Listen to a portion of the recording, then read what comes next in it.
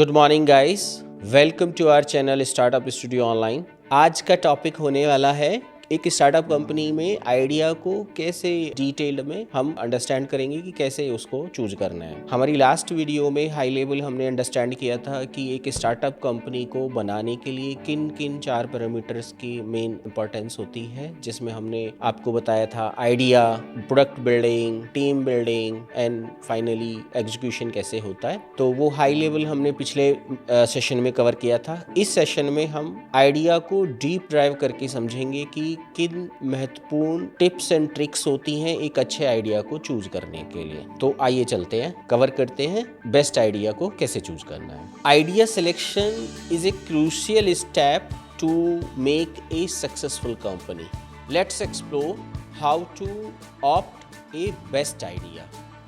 सबसे पहला स्टेप है choose a best idea for your startup. What is the market landscape, means what are the trends in market considering your idea. इसी में एक और point आता है कि ये किस मार्केट, किस यूजर ऑडियंस के लिए हम लोग प्लान कर रहे हैं, और इसमें जो existing ideas similar kind of concept पे बेस्ड है, चाहे वो सर्विस है चाहे वो प्रोडक्ट है, तो उसमें कौन से गैप्स हैं उनको हम कैसे फुलफिल कर रहे हैं। अगर तो ये यूनिक आइडिया है तब तो बहुत ही अच्छा है कि ऐसा कोई और आइडिया मार्केट में एग्जिस्ट ही नहीं करता, या अगर ऐसा कोई आइडिया एग्जिस्ट करता है तो ये सारे गैप्स हैं, इन सारे गैप्स को हम फुलफिल कर रहे हैं। So understand the market landscape में सबसे अच्छा एग्जांपल है बायजूस का। बायजूस ने क्या किया, उसने देखा कि ऑनलाइन जो ऑडियंस हमारा बढ़ता जा रहा है, चाहे वो स्टूडेंट क्लास 1 से लेके whatever class it is, so online जो स्टूडेंट्स के लिए मटेरियल इन्होंने प्रोवाइड किया,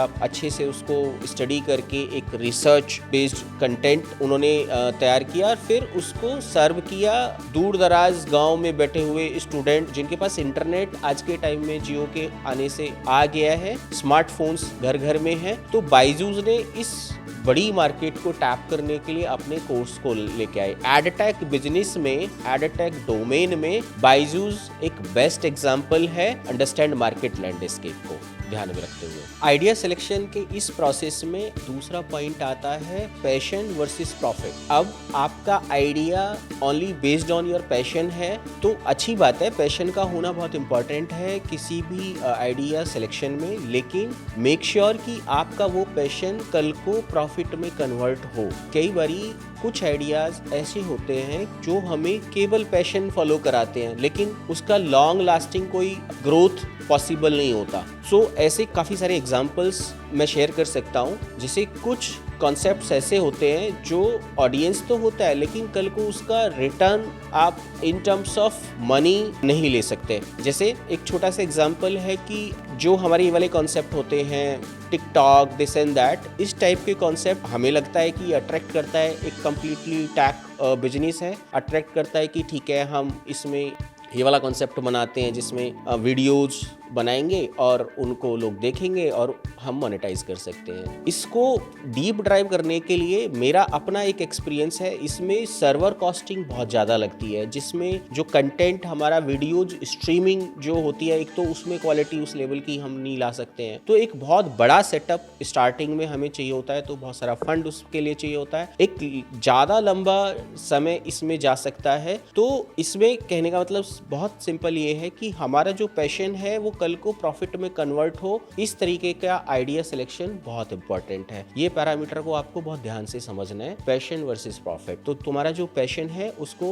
आगे प्रॉफिट में कन्वर्ट करने का समहाउ आइडिया होना चाहिए। एक बहुत अच्छा एग्जांपल इसमें मेरे दिमाग में आ रहा है चायूज का। नितिन सलूजा और राघव वर्मा, इन दो लोगों के पास एक आइडिया था, एक जो सो कॉल्ड इंडिया में टी का बहुत अच्छा चलन है, वो लोग खुद भी पैशनेट हैं अपनी चाय को लेके, उन्होंने अपनी इस पैशन को एक कॉन्सेप्ट लेके आए जो कम्प्लीटली सीसीडी को कम्प्लीटली इन्होंने रिप्लेस कर दिया मार्केट से। Somehow they are kind of out nowadays. तो चायूज एक कॉन्सेप्ट लाए जो उनका पैशन था, उसको अब इन्होंने प्रॉफिटेबल बिजनेस में कन्वर्ट कर दिया। तो this is called passion versus profit. तो पैशन को प्रॉफिट में कन्वर्ट कर दिया। इस तरीके के आइडियाज हमें सोचने चाहिए। तो हमने अभी तक जो कवर किया है market landscape, passion versus profit. Third आता है इसमें एक्सेसिंग टाइमिंग। टाइम बहुत इंपॉर्टेंट रोल प्ले करता है आइडिया सिलेक्शन में, कि हम किसी अपने आइडिया को किस टाइमिंग में लेके आए हैं। फॉर एग्जांपल पेटीएम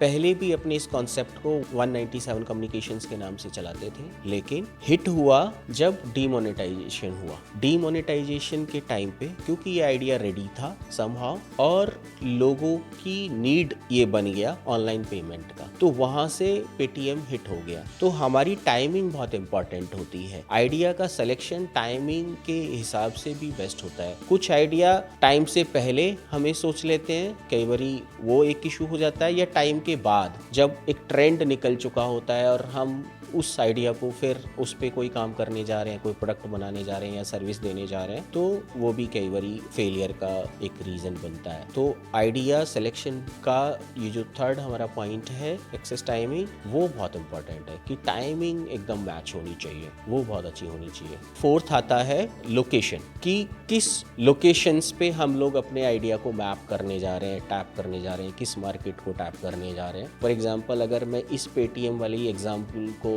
लेके चलता हूँ, ऑनलाइन वॉलेट एप्लीकेशन, सो कुछ ऐसे कंट्रीज, फॉर एग्जांपल मालदीव एक ऐसा कंट्री है जो छोटे छोटे आइलैंड से मिलके बना होता है, वहाँ पे इंटरनेट या नेटवर्क उतने स्ट्रॉन्ग कई बारी नहीं होते हैं, तो ऑनलाइन पेमेंट उतनी ईजी नहीं है। फैरीज में जब लोग ड्राइव करते हैं एक आइलैंड से दूसरे आइलैंड, तो I think that is not that easy. Again they are improving their infra.